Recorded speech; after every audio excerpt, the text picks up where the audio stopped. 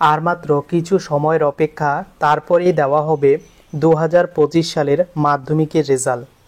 এই মাধ্যমিকের রেজাল্ট কিভাবে তোমরা বাড়িতে বসে নিজের মোবাইল থেকে চেক করতে পারবে, তার সম্পূর্ণ স্টেপ বাই স্টেপ প্রসেস আজকের এই ভিডিওতে তুলে ধরব। কাজেই ভিডিওটি তোমরা কোন জেলা থেকে দেখছো অবশ্যই কমেন্ট করে জানাতে ভুলো না। তো চলো ভিডিওটি শুরু করা যাক। সবার প্রথমে মাধ্যমিকের রেজাল্ট চেক করার জন্য যে কোনো একটি ব্রাউজারে চলে যেতে হবে।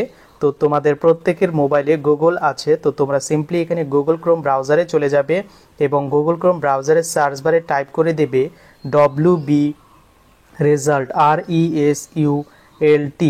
এই WB রেজাল্ট কথাটা লিখে সার্চ করে দেবে।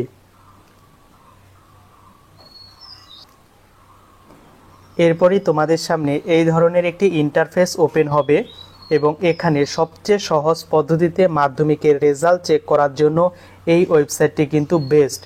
এবং এখানে ওয়েবসাইটের উপরে লেখা থাকবে ওয়েস্ট বেঙ্গল রেজাল্ট এবং wbresult.nic.in।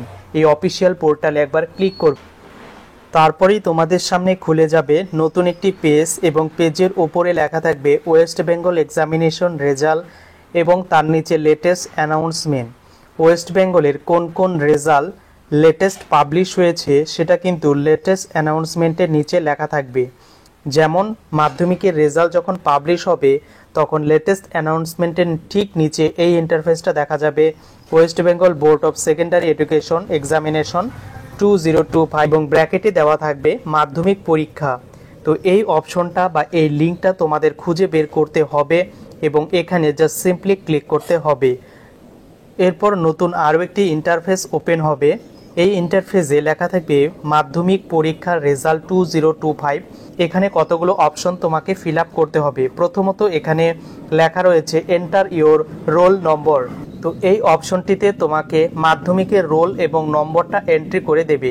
তো অ্যাডমিট কার্ডের রোল এবং নম্বর আলাদা থাকলেও তোমাকে এখানে সিম্পলি একই জায়গায় ফিল আপ করতে হবে। দ্বিতীয় ক্ষেত্রে দেখতে পাচ্ছ ডেট অফ বার্থ, এখানে তোমাকে ডেট অফ বার্থটা ফিল করতে হবে। তুমি চাইলে এখানে পাশে একটা ক্যালেন্ডার অপশন দেখতে পাচ্ছ, এখানে ক্লিক করে তুমি তোমার ডেট অফ বার্থটা এন্ট্রি করে নিতে পারো। তো কোন ফরম্যাটে এন্ট্রি করবে, এখানে কিন্তু ফরম্যাটটা বলা হয়েছে ডে, মান্থ এবং ইয়ার। এই ফরম্যাটে ধরা যাক কোনো একজন ক্যান্ডিডেটের জন্ম তারিখ 1 ফেব্রুয়ারি 2001, তাহলে সে কিভাবে লিখবে, তাহলে সেই ক্যান্ডিডেট কিন্তু 01/02/2001 এই ফরম্যাটে কিন্তু এন্ট্রি করতে হবে। এরপর এই সংখ্যাগুলোকে হুবহু এখানে ফিল করতে হবে। সমস্ত কিছু ভালো করে ফিল আপ করার পর নিচে একটি অপশন রয়েছে সাবমিট।